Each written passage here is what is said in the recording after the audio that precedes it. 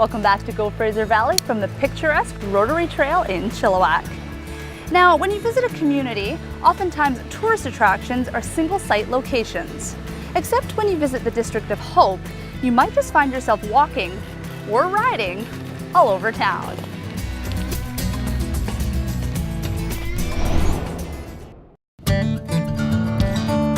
Driving an hour and a half east of Metro Vancouver, at the junction of Highway 1, 3, and 5, we find the District of Hope, also known as the Chainsaw Carving Capital. Back in 1991, several trees in the downtown core faced the chopping block until an unknown chainsaw carver in the area stepped forward to save some of the stumps. Pete Ryan came in and he created this beautiful carving of an eagle with a salmon in its talons sitting on top of the stump. And within days of it being completed, there was like traffic chaos on the main street because all these people came to a stop and crowds would gather and people were taking photographs.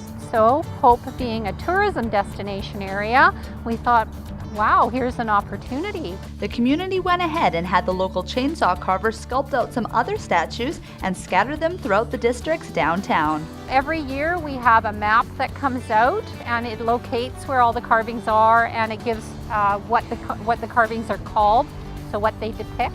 We try to add new pieces every year, but unfortunately over time we also lose pieces. So right now we're at about 50 and they're scattered all throughout the downtown core and a little bit further afield. Many of the current carvings were acquired from the international chainsaw carving competitions that have taken place in town over the years, and the rest are thanks to local carvers like the project pioneer, Pete Ryan. Well, I had 26 altogether. Right now there could be as many as 30. I lost count, there's that many. Well, the big ones downtown, they all took a week or two. But I could do, like when we have the competitions, usually we do them in 3 days. But that don't exactly make them good, hey? Makes them fast, but it don't make them good. Before Pete even picks up a chainsaw, he always does his research and takes time to sketch out the subject. I usually go along with a theme, or I ask them, or look, say, what don't we have? Well, we don't have this, or we don't have that, and we'll make one of them, and some of them are requests. We have like a real variety. We have one along the river, for instance, that's very different. It kind of looks like a troll, like maybe something you'd see in Lord of the Rings. We have a Sasquatch who looks very much like Harry from the famous Harry and the Hendersons movie. Harry! Long time no see. So, what's it like living at home? I think he's the strong, silent type. We have one which is on the corner of Wallace and Fraser, which is just a set of angel wings. And so you can step up into the podium and pose so that you appear with angel wings. Though the carved wings are fun and unique, strolling through the streets of Hope make it hard to decide on a favorite. The next one will always be the most favorite. I do have one that's on Wallace Street, which is very artistic. It's about 3 or 4 salmon that all kind of curl up around, and it makes it look like a salmon, run, which we're used to seeing here in the fall. And I particularly like that one. Everybody has different tastes, and there's a lot of variety. So if you haven't been to Hope, or even if you have, be sure to come back and visit again, because there's bound to be something new when it comes to the chainsaw carvings in the District of Hope. For Go Fraser Valley, I'm Tiffany Gurdon.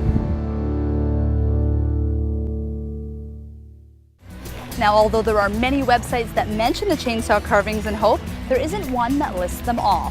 For that, you're gonna have to visit them for yourself. To get a detailed map of where they're all located, visit the Hope Visitor Center and Museum Complex.